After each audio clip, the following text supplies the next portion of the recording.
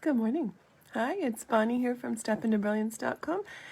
How you doing? How you doing? I'm not gonna lie, I'm a little tired this morning. Please don't judge, or judge. I don't care. I got something in the mail that I have been waiting over a month for, and I'm sure some of you will laugh. Some of you will get this. So I bought myself a really adorable perpetual planner, and I spent like an hour last night getting it sorted so that it was personalized to me and I could start using it right away, which means my perpetual planner ends next November. Maybe I didn't think that through all the way, I don't know, but I'm really happy with it. But I got home late last night, later than usual, I should say, not late, like late time-wise, later than usual. Made dinner, cleaned up, did all the things that I needed to do. And then around 10 o'clock, I sat down to look at it, And then I thought, well, I'll just fill in December. And then, welcome to my world. I have issues. I love a perpetual calendar. It gives me a feeling that I am setting myself up for success, but also I'm doing it my way. And if you know me at all, I like to do things my way, the way that works for me. And I've been in this life long enough to know what works for me, and I prefer it that way. So that's what I was doing last night.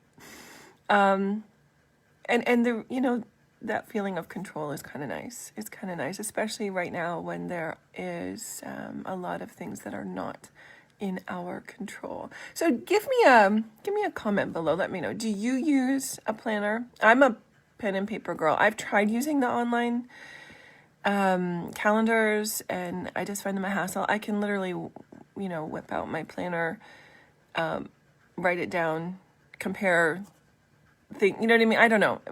Habit, what I'm used to. I don't know, but that's definitely my preference. Although I do like the reminders that my phone gives me. I do enjoy those. So yesterday I was talking a little bit about burnout and the symptoms of burnout. So one of the symptoms, and this one, I don't know if it's just luck of the draw or the type of people I hang around with, but we often have the 3 or 4 a.m. wake-ups. Anyone here? Yeah. Give me a heart or a like below. Yeah, absolutely. So the 3 a.m., 4 a.m. wake-ups, and Rumi had, and I learned this through Wayne Dyer, so I'm not sure the exact quote, but basically the idea is that's the time when the universe is going to talk to you. That's the time when you can hear your soul the best. It's quiet. You're quiet. You don't have anywhere to be, usually. And so it's a good time to listen. Now, the problem, of course, comes when you've got to get up in 3 or 4 hours and go to work for a full day, or deal with the kids, right? Or deal with all the other myriad of things that we have to deal with in our lives, and we need to be energized and we need to be sleeping. Sleeping is a huge important thing. So here's a little trick that I'm pretty sure I didn't make this up, but I definitely practice this.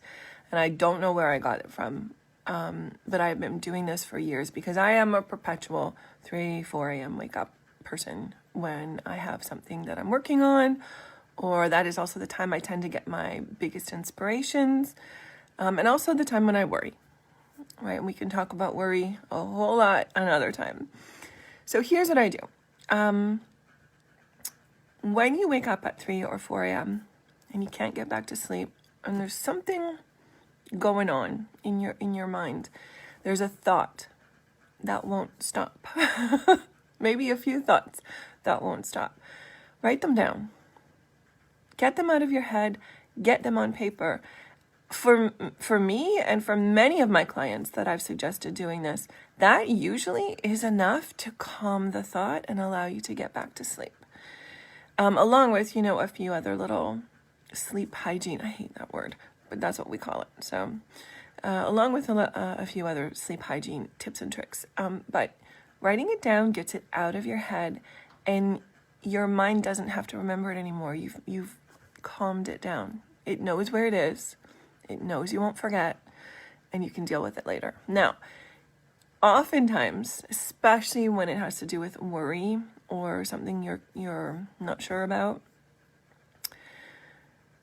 the next step is going to help a lot. If that doesn't calm the thought, what it's asking you for is what to do about it. Now, the golden part of this is the 3 or 4 a.m. wake up often comes with the solution.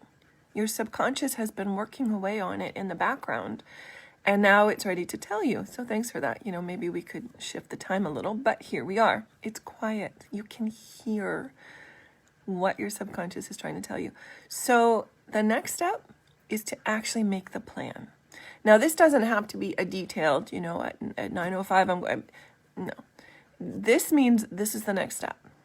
And if you happen to be lucky enough to have a subconscious that has worked overtime and gives you the next 2 or 3 or even 4 steps, write them down.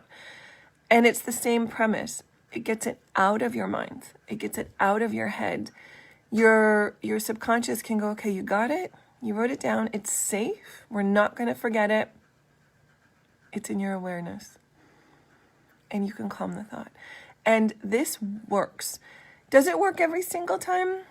I'm not going to lie to you, no. There have been times when I've been dealing with something really big, and this has helped, but I haven't been able to necessarily always go back to sleep. But I would say like 80 to 90% of the time, this does work. So I know it's a hassle because you're like, oh, I don't want to turn the light on. I don't want to. I always have a notepad and a pen on my nightstand anyway. So I usually just rip off a page if it's, if that's what I need to do, I just write in the notebook. And then I get cozy and I go back to sleep.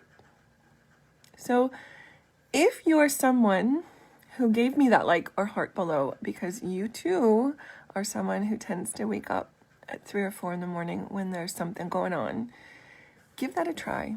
Give that a try. And if it works for you, let me know how it worked for you. I'd love to hear the feedback. And if you adjusted it in some way or you do something similar but different, let me know in the comments below, because I am a big believer that we can always learn from each other. I hope that helps you. Sleep is so important. It's so important. And it is not a badge of honor to be exhausted. It isn't. It just absolutely isn't. It's not a happy way to live your life. So we're going to get that sleep back. And one of the ways we can do that is ditching the 3 and 4 a.m. wake-ups that don't let us get back to sleep. Let me know what you think about that, and I will see you tomorrow. Have a beautiful, beautiful day. Mwah. Bye for now.